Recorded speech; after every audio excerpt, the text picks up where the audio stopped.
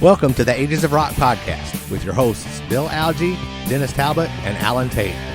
We are three guys who have one thing in common, a love of rock and roll. Our goal is to talk about all things rock. We hope you find this show intriguing, funny, and occasionally highly opinionated. Enjoy! All right, welcome to episode number 246. You get Alan and I today because Dennis had to... work? I don't know, some bullshit what kind like of that. stupid excuse can I we don't make know. for Dennis? Some bullshit, I don't know, something like that. Anyway, we are lucky enough to have Freddy Ordine from Weapons of Anew on today to talk about their new single and just chat about their prior work. So Freddie, how's it going, man? Good, man. How are you guys? Doing all right. Trying not to do that word of work. Yeah, it's that four-letter word that none of us want to do, but unfortunately, it has to happen. So, and two of us are on our lunch break right now. Yeah. just for anybody from work watching this, we're on our lunch break. So there you go. That's the important part. So we got sent. I listened to Sick Boy. So talk a little bit about that. That's a pretty cool song, man. Thank you. We didn't write it. It's a cover of the Chainsmokers song. So we kind of redid it, what our own take on it. From what everybody says, it doesn't sound anything like the original. I don't know. I hear it a little bit still. It was just a cool thing that we wanted to do. We wanted to just do something a little bit different. So it's been going great. I mean, we're charting a Billboard. I think this week we're going to be number 27 in the mainstream rock charts. So it's doing really good. Every time my management calls and says, "Hey, you guys are this number," I'm like, "Yeah, you're fucking wrong, dude. There's no way we're on Billboard number one. I think you called the wrong artist." It's fucking nuts to us. So you just make sure that, do you have some numbers transposed or any of that kind of stuff, right? Yeah, it's like we're 27 on the Clown Shoes chart or something. Like we were all grew up metalheads. We never thought ever Billboard. Especially mainstream Billboard rock. I could see maybe like one of the metal charts or something, but actual main fucking Billboard.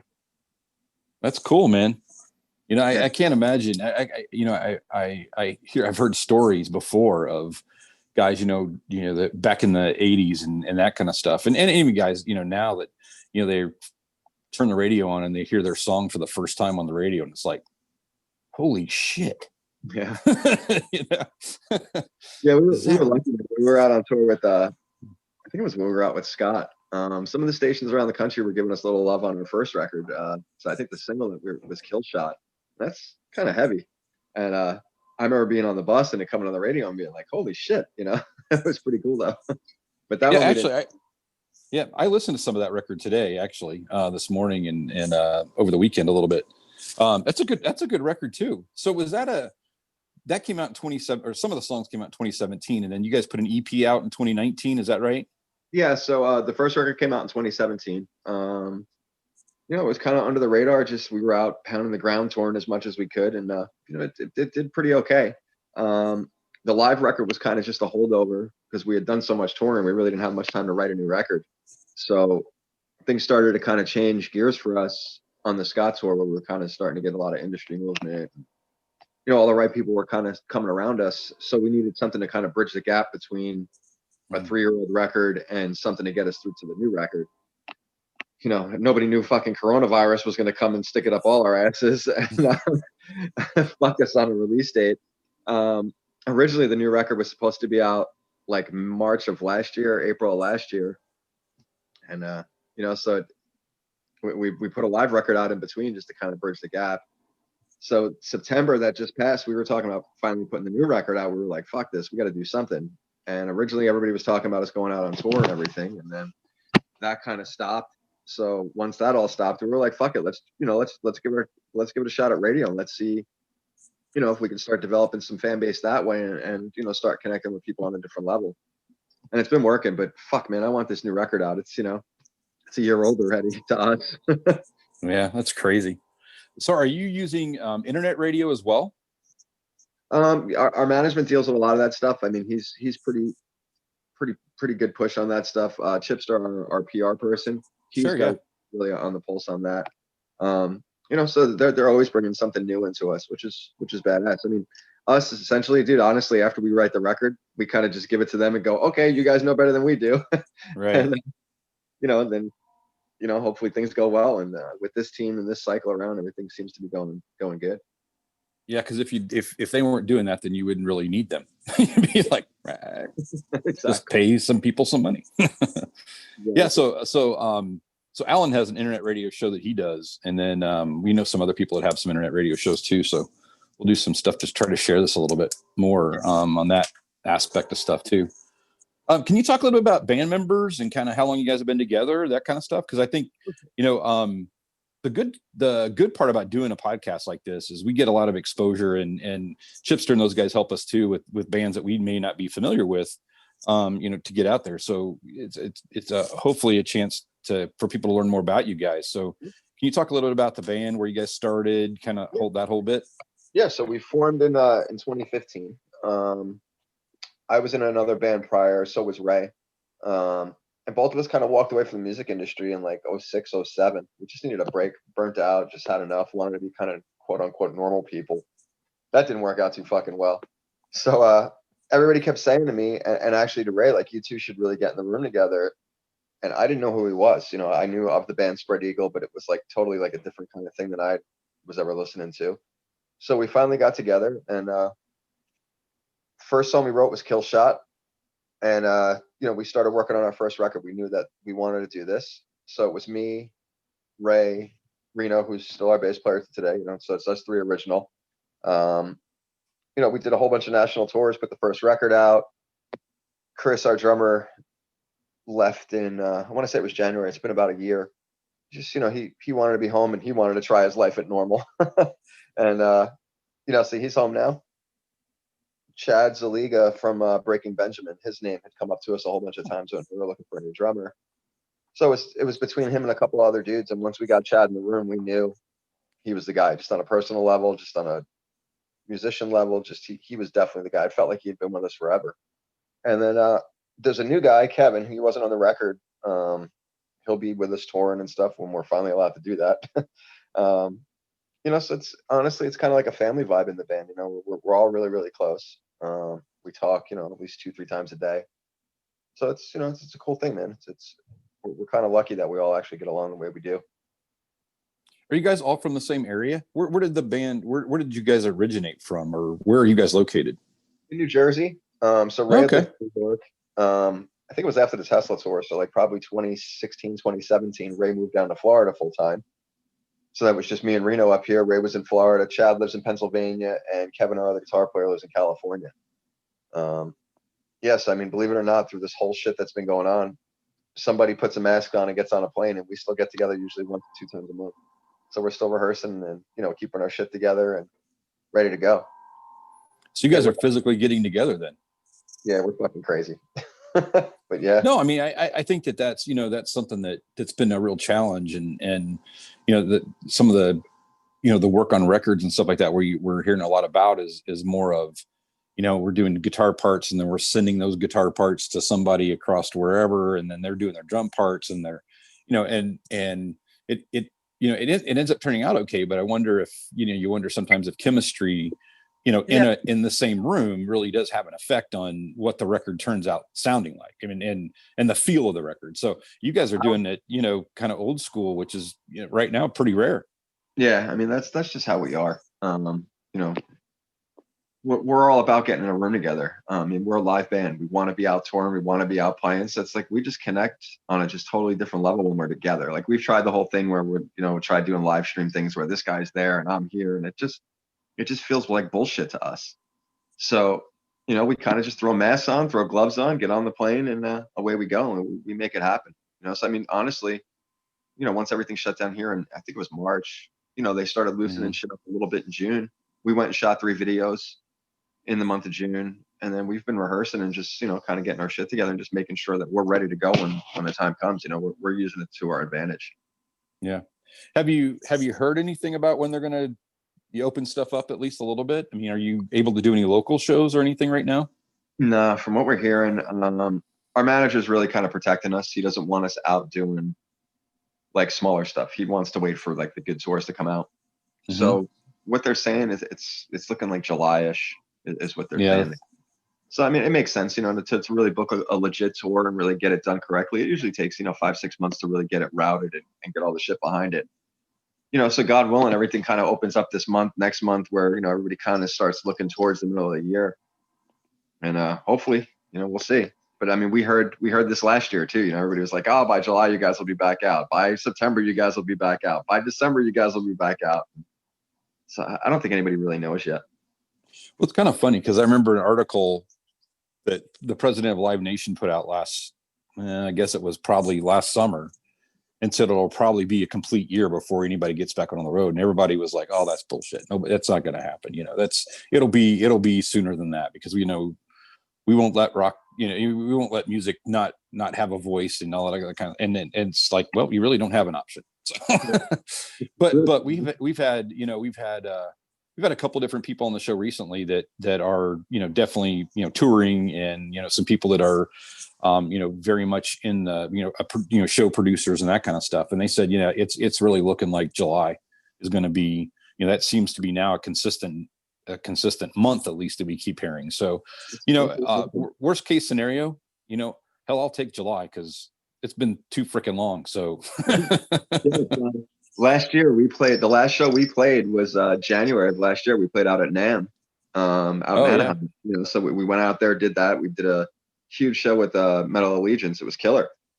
And we were supposed to go out in February to Vegas and do a one-off for radio, and it just never fucking happened. So our last show, I think it was like January 16th or 17th of last year. So it's coming up on a year. Yeah, the last show I went to was a club show, and it was March 15th, and the next day they shut it down. Yeah, I mean, literally, it was like crap. And Alan, your last show was right around that same time too, wasn't it? Yeah, the 15th or 16th. Brian Harris will let us know. Yeah. We went to the Jeff Tate concert in Nashville together. Oh, right on. Yeah, that was about it. I mean, it kind of rolled up from there. So what are your thoughts about these guys that are going out and doing some one-off shows? Like, I've seen Steel Panther out doing a couple of shows. There's been a couple, Great White did a show. There's been a couple other bands that have did some one-off shows with real crowds. Honestly, I don't blame them. I mean, these guys got to eat too, so it's like, if the opportunity is there and the fans are willing to come out, I mean, let's face it, everybody knows things are fucked up right now, but everybody's had enough of being fucking locked down too. So, if you go out, you put a mask on, keep your distance, do whatever you got to do, and go out and do it. I mean, fuck, if the opportunity was there for us, you would see us five idiots on stage fucking right in the middle of it. I mean, we're over it, like we still get together, and, we still play. So we would be out in a second if it was open to do it. It's so fucked up how people are on the internet. These guys are going out trying to make a living, and people are, trying to shame them and this and that and the other thing. It's like, go fuck yourself. These guys got families and shit that they got to take care of too. Well, nobody's forcing anybody to go to a show. That's exactly it. If you want to buy a ticket and you want to go, then you should buy a ticket and go. That's right. The band that I went to see back in March was a tribute band, a metal 80s metal tribute band called Hairbangers Ball. They're out of the Chicago area, and that was the last club show that I saw. So I wasn't able to go see Jeff Tate with those guys because I had something else going on, and then I couldn't go to that. So I went to the Hairbangers Ball thing.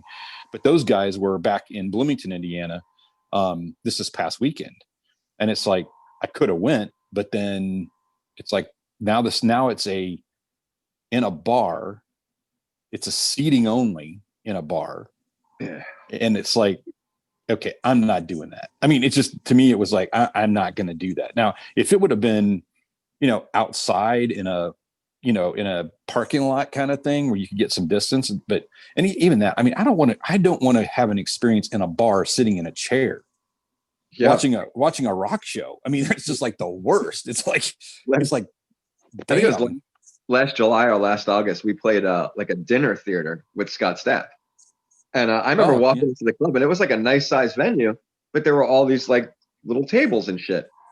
And I remember doing sound check saying like, man, I hope they move these fucking tables. And we hit the stage, and like literally I could sweat on the people in the first row, like eating a cheeseburger, looking up at me. I'm like, this is so fucked up. Like I never seen anything like this before in my life. But honestly, now I would welcome that back. Like I would go play a fucking dinner room right now and be happy to do it. Funny how your perspective changes. No, it's fucking crazy, right? Did you guys do any streaming shows or anything? Any acoustic stuff or anything like that for during this time? We got together maybe last month sometime, and we did 6 or 8 songs. We filmed everything all at one shot. I think there's 3 songs that are out right now on the Rat. It's a radio station in New Jersey that's been pushing pretty hard for us. They've been giving us a lot of support. So we went and did a special thing for them. And then on our fan club thing, I think we put a couple of the videos out just for like the people that are on our fan club. But that was it. You know, we figured if we're going to do it, let's just do one really cool one, and we'll just break it up into pieces and kind of just use it, you know, as a thing. To us, it's, if you ever see this band live, you'll get it. Like we're all about breaking balls with the crowd and interacting, and you know, everybody having a good time. I mean, that's what it's about. So like try to connect with somebody like in that kind of vibe and that kind of element through the internet. It's to us, it's just missing something, you know. So we had to force it a little bit to get us all in the room to agree to do it. But once we got in there and doing it, it was cool. We felt pretty good. It's kind of interesting because we've seen some, or at least I've seen a couple things. I watched a couple different people, and there are some people that are really good with interacting with just, you know, a camera kind of thing or video or whatever. But there are other people that they've got to have that feedback from the fans that's live, because you could tell a huge difference. I watched 2 different ones and I was like, this guy is struggling. I mean, not in a bad way. I mean, he sounded great. It wasn't that. It was just the energy, the between song stuff, the energy, the between song banter stuff was just like he was trying, but it was like, dude, this is so like rote and not. Yep. And it can't be any other way, really. I mean, I get it. It's just got to be really tough. That was the biggest thing for Ray when he agreed to do it. He was like, dude, I'm not talking in between the songs. He's like, who the fuck am I talking to? So he's like, I'm not doing it. So we just did all the songs, and we would just cut, and you know, they'd edit out all of our bullshit and picking on each other and all that crap. But they probably should have left it in. It'd been pretty comical. Yeah, but you know, but they cut it all out. So it's just, I think it's 7 or 8 just individual songs. Cool. Is that on YouTube? You know, honestly, I'm the worst at that shit. I know it's on, I know you can get to it probably off of our Facebook. Okay, cool. And just that we have this thing called the Weapons Crew. It's like our Weapons of Anew fan club thing. It's growing pretty quick, so we've been blessed with that. But I know that they're putting a whole bunch of shit up on that. Great. So where did the band name come from? Who thought of that? That's kind of an interesting band name. It was kind of thrown back and forth. Ray, actually, our singer, came up with it. For us, it was like a new musical weapon. You know, me coming from Havocate and Ray coming from Spread Eagle. It was this new musical weapon that we wanted. So Ray just kind of came up with this term, and there it went. Made a cool logo though, somewhere on my hand. Shit. Yeah, cool.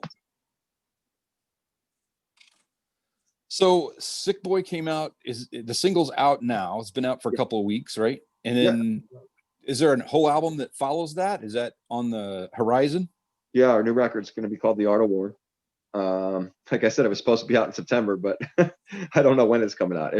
I would assume if we're going out on tour in probably July, it'll probably come out a little bit before that, probably like June-ish. Until then, you know, we're playing the singles game. They're thinking that Sick Boy's got a couple more months of life left in it on radio. Depending on how much longer it has, that'll depend on if I know they're talking about doing another single, so I just don't know when it's going to be coming out. But it's the next single's a little more like us, a little more active rock, kind of push heavy. Got you. Cool. So are you putting stuff out on vinyl as well, or are you just doing CDs? No. We'll definitely put stuff out on vinyl. I mean, for us, it's a cool thing for live, for touring and shit like that. You know, people always love getting that kind of stuff from us. And honestly, like for us, CDs have kind of turned into that too. It's like a cool thing that you can kind of give to your fan or share with your fan and sign for them and shit like that. More than, I mean, fuck, dude, most cars don't even have CD players anymore, you know, so it's fucking nuts, but it's crazy. But yeah, I mean, they'll still put them out on it. It's funny. I got a newer used car, and a buddy of mine got in the car and he goes, dude, you have a CD player. I'm like, really? That's the exciting part? Yeah, it's fucking nuts, dude. It's crazy. So I like actually going in my kid's car because my kid's got a CD player in his car, and he's like, he looks at me like, what are you, a moron? Like, what do you do with this fucking thing? I'm like, you put That's hilarious. Yep. So, Yeah, so you have a kid that has a car, huh? So that's there you go. That's interesting. So what about his? He's young, boyish, good looks. So I'm not as young as I look. So I have a me neither. a 26-year-old and an 18-year-old, two boys. Oh wow. Yeah, they're both growing up and became their own little men. I like to fuck a lot when I was young. I guess I should have probably. My first one I was young. My second one I was still pretty young. That's kind of bad though. When you like to do that when you were young, so you don't do that anymore. Well, that's sad. We'll mourn for you. Especially no touring. There you go. Ooh, that took a swerve. It's all rock and roll. Alan, do you have any other questions for Freddie here? How can our audience find you online? All your usual Facebook, Instagram, Twitter, all Weapons of Anew. And then our website, obviously, it's weaponsofanew.com. Any of those, you can find us. Ray, our singer, he's actually pretty active on that stuff. Me, not so much. You have to ask one of the kids how to do that. I'll show you how to use this CD if you show me how to use this computer thing. That's what I do. Luckily, one of mine still lives at home, so I can ask him, but he's moving out pretty soon, I think. So it's like, dude, what am I going to do for tech assistant? I know, I'll call Alan. I both like herpes. I can't get rid of them. They won't leave.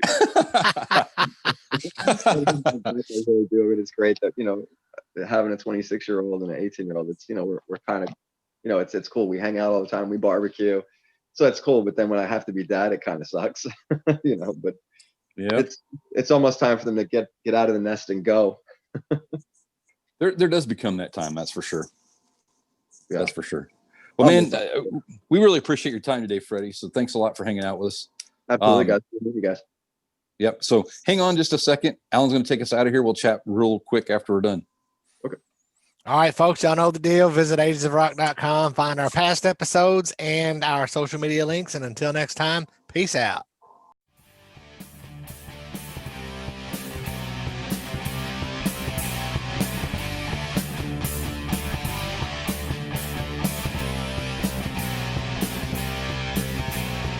Thanks for listening to the Ages of Rock podcast. If you haven't done so already, be sure to subscribe to our YouTube channel, like us on Facebook, and most importantly, tell all your friends. Remember, you're never too old to rock. Until the next episode, peace out, folks.